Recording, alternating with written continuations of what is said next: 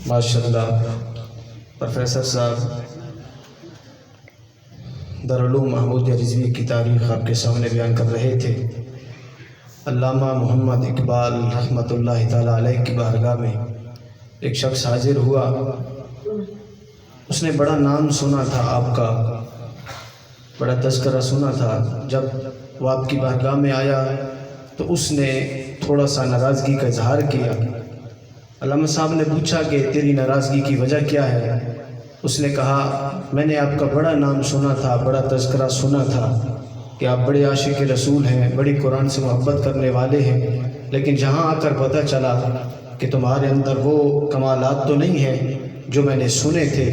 आपने पूछा कि तू कौन से कमालात को देखना चाहता है, तू क्या जानना चाहता है, बताओ, हो सकता है मैं वो तुम्हें दिखा दूँ। तो उसने अर्ज़ किया, हज़ूर वाला मैं समझ रहा था ये कुरान मजीद जिसे आपने आम किताबों के ऊपर रखा हुआ है, इसे तो अलमारी की ज़ीनत होना चाहिए था, इसे तो कहीं ऊपर रखना चाहिए था, लेकिन बजाय ऊपर रखने के बजाय किसी अलमारी में पर्दे के अंदर लपेट कर ग़िलाफ़ में लपेटने के बाद इसे ऐसा किया जाता कि किसी हिफाजत वाली जगह पर रखा जाता, लेकिन आपने इसे आम किताबों के ऊपर रखा हुआ है। तो आप जलाल में आ गए। आपने फरमाया, अरे नादान, मुझे सिर्फ इतना जवाब दे दे, क्या तूने कभी देखा है कोई टांगों से माजूर आदमी जो बैसाखियों के सहारे पर अपनी ज़िंदगी के शब रोज़ गुजारता है, वो सोने से पहले जिस कमरे में वो रिहाइश रखता है, उस कमरे में अपने बिस्तर पर लेटने से पहले अपनी बैसाखियों को उठाकर कमरे के किसी दूसरे कोने में फेंक देता हो, सिर्फ इस वजह से कि सुबह उठूंगा, बेटे को आवाज़ दूंगा, बेटी को आवाज़ दूंगा, बीवी को आवाज़ दूंगा, वो आएगी, वो आएंगे, बेटी आएगी, बेटा आएगा, कोई तो आकर वो बैसाखियाँ उठाकर मुझे देगा। लेकिन वो ऐसा कभी नहीं करेगा, क्योंकि वो समझदार है कि मैं अगर उठ सकता हूँ इन्हीं बैसाखियों के सहारे उठ सकता हूँ, मैं अगर चल सकता हूँ इन्हीं बैसाखियों के सहारे चल सकता हूँ।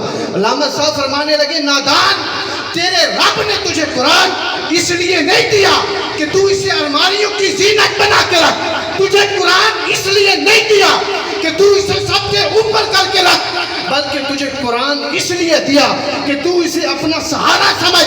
जब तू इसे अपना सहारा समझेगा तो तुझे भी रब ताला अल्लामा इकबाल जैसा मर्तबा अता फरमा देगा। बस इन्हीं अल्फाज के साथ मैं अपने ख्यालात का इजहार करने के लिए इल्तमास करूँगा। बानिए दारुल-उलूम महमूदिया रिज़विया, यानी इस दारुल-उलूम महमूदिया रिज़विया को चलाने वाले साहबजादों में से एक नाम किबला हज़रत अल्लामा प्रोफेसर साहिबजादा रियाज़ महमूद साहिब का है, जिन्होंने अपनी अनथक कोशिशों, अपनी इंतहाई सख्त जिद्दोजहद के साथ इस दारुल-उलूम को जहाँ तक पहुँचाया। इस दारुल-उलूम ने हमें बहुत कुछ दिया है, हमारे तलबा को बहुत कुछ दिया है। रब ताला आपकी ज़िंदगी में इजाफ़ा फरमाए और आपको सेहत और तंदुरुस्ती वाली ज़िंदगी अता फरमाए। नारे तकबीर, नारे रिसालत, नारे तहकीक, नारे हैदरी। लब्बैक लब्बैक लब्बैक या रसूल अल्लाह, लब्बैक लब्बैक लब्बैक या रसूल अल्लाह, लब्बैक लब्बैक लब्बैक या रसूल